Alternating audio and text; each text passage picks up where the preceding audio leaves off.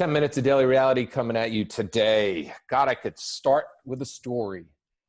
I love stories. Stories are so much fun. There's people who live their life in stories like See Spot Run. There are people who spin a story as powerful as Charlotte Webb. There are other people that spin these stories called Aesop's Fables. But all of us every single day prevent ourselves from doing the things that we want to do based on a story that someone has spun in our brain. It may not even been us. It might have been our mom or dad. We might have seen a relationship behavior or a pattern when we were a kid, and we would literally spin that story as our own. We will tell people why love doesn't come our way. We'll tell people why we don't meet the right people. There's no good men in New York. There's no good women in Tennessee. Oh, God, everybody's flaky in Los Angeles. Denver, people just want to seem to just climb the mountains and not seem to want to meet somebody. Well, let me tell you something. Those are just stories. Everything that prevents you from actually doing what you want is a story. So today I got Veronica Grant on the line, and we are going to talk about how to bust the story, rip it to pieces, blow it the hell up.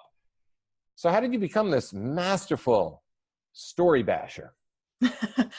Because I had a lot of my own stories to bash.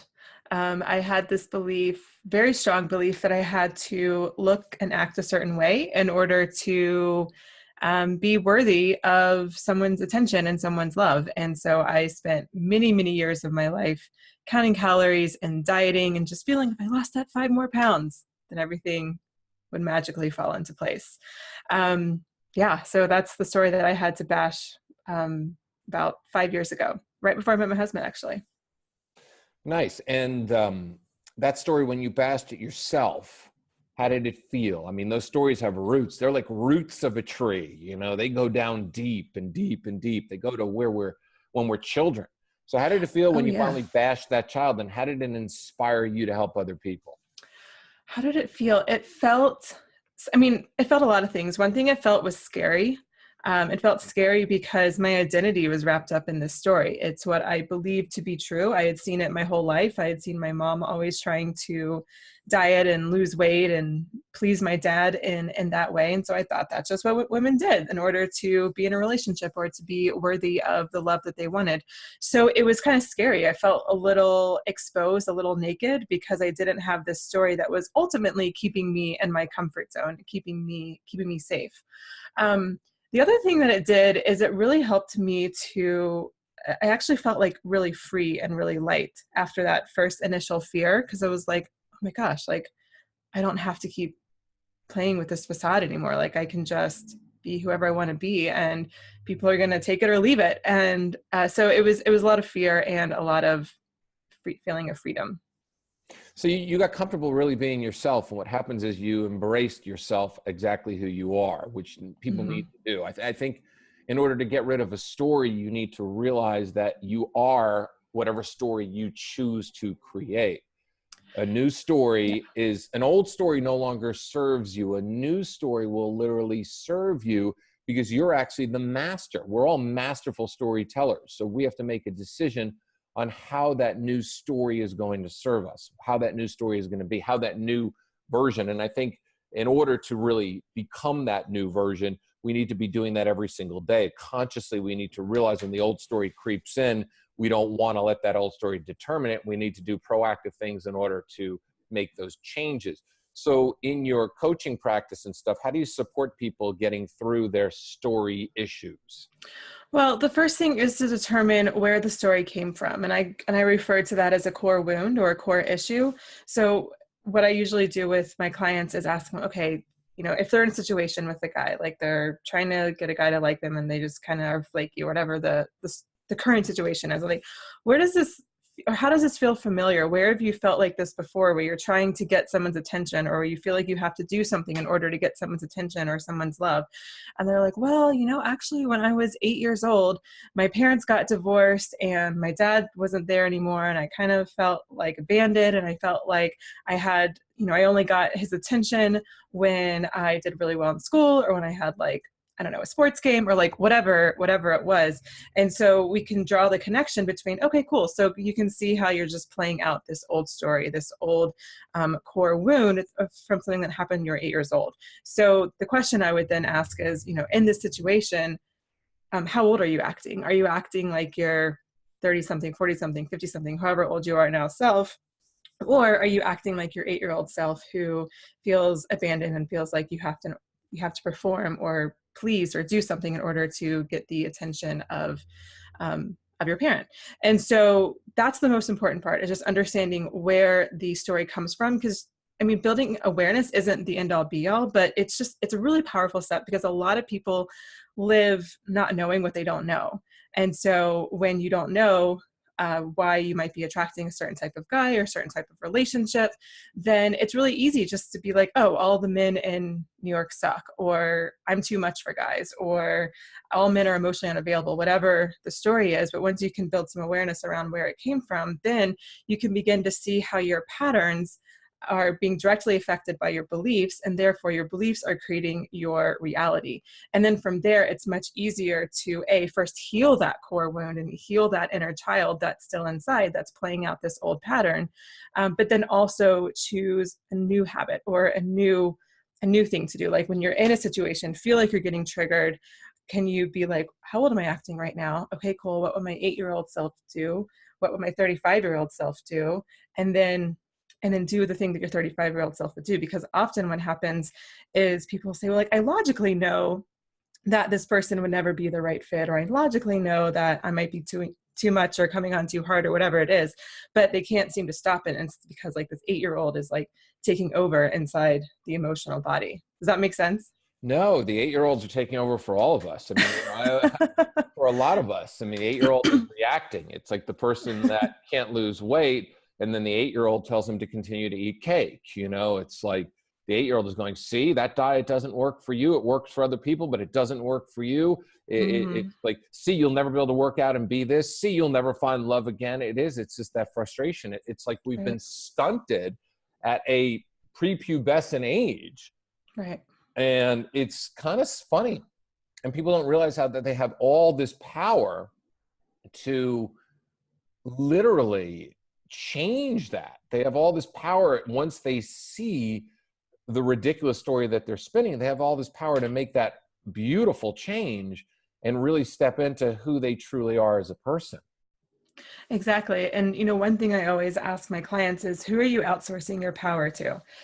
Or even, excuse me, who are you outsourcing your confidence to? Are you outsourcing it to someone, to the guy that you're dating, to just the concept of online dating? Are you outsourcing your power to that? Are you outsourcing your power to your stories or your 8-year-old self? And I think it's also important to remember that your 8-year-old self is doing this because it's just scared. It's not because it hates you or because you suck or anything like that. It's just scared because there were some more real consequences of things that happened to your 8-year-old self. And so your 8-year-old self is like, yeah, but like if you don't try to get the attention, or if you don't make the good grades, you're not going to get the attention of dad. And so then your 8-year-old self is trying to play that same thing out, because it's just trying to keep you safe, and it's trying to give you, and he or she is trying to give you what you want. And so it's not your enemy. It's more of like, you have to kind of talk to yourself as if you're literally, your 8-year-old self is still living inside of you, and kind of give it the love and attention that you would if you had your own child, or if you do have your own child. What would you say to that little kid, and kind of say the same thing to yourself, so that it's not acting out of so much of fear. I love that. So really talking to your own, well, then again, we can go into parenting as well too. We're not going to do, but Right. literally, looking and recognizing where that pattern, where that story, how you're the 8-year-old self, and literally saying to yourself, you know what, I'm no longer this person. They always say protecting the inner child, but the inner child is a baby. It's like a lot of people, you should hear, and this from coaching, you hear people complain about themselves. It's like you watch a 45-year-old woman become 11 right in front of you. You watch a sane person who just went out on a date literally like talk like, oh my God, I can't believe they're not texting me back. It's like almost like they didn't get their first pair of Adidas Superstar. It's like they're so upset. So when you show people, how do you get them to step? The biggest thing here is that I always say, if we can embrace the 8-year-old self, we can literally recognize the patterns and stories and stuff like that. And then you send them on, do you do a 30-day journey, a 60-day journey, a 90-day journey? Because we all know that the 8-year-old's going to come back in. You know, the 8-year-old always will come back in as the 8-year-old is being getting rid of. The 8-year-old likes to come back in and just go, no, don't leave me behind. Mm-hmm. Mm-hmm. Well, I don't necessarily put a time behind it. And I actually think it's kind of like a lifelong process, because once you begin to understand how we're just playing out old issues from childhood, you can see it coming up in a lot of other areas of your life too. Or it's kind of like it's like new level, new devil. So maybe you get over one little block or one hump of a block, and then you get to the next level and you're like, oh, okay, I can see how I'm playing out this other thing. And so then it's just the same work. And so, I encourage my clients to do a lot of like inner child meditations, and literally just having a conversation, like literally talking out loud, letter writing. I also like to have my clients get a picture of, and we keep saying 8-year-old self, but obviously it's just whatever age comes to mind when you think of, something that happened from childhood or something you're playing out. But whatever age that is, I always encourage them to get a picture of themselves from that age and put it somewhere where they can see it regularly, but it's private. So like nightstand, dresser, bathroom mirror, something like that, so that they can just be reminded of their 8-year-old self and, send love to their 8-year-old self, and just be reminded on a daily basis that this is a daily practice of, it's ultimately a form of self-love, because I think ultimately what the 8-year-old self learned, no matter what the pattern was, no matter what the situation was they learned that love was conditional. And so they had to look a certain way, act a certain way, be a certain way, do something for their parents or whatever, stay out of the way, whatever it was, in order to be loved. And so that picture of, having that picture of yourself where you can see him or her regularly helps to remind you that, no, love is unconditional, no matter what. You don't have to be anyone or do anything or look a certain way in order to be worthy of your own love, but then also love of another person. I love it. We're out of time. How do people reach Awesome. you? That was a great wrap up at that one. I like that. So how can they reach you? People can reach me at veronicagrant.com, and I have a checklist for the women listeners here. 7 things every woman needs to find love, and you can download that checklist at veronicagrant.com/checklist. Perfect. Veronica Grant, you've been a great guest. I appreciate it. For the rest of you, it's time to, kick the 8-year-old to the curb. Do you do that? You re-listen to the podcast several times over. I'll see you all tomorrow.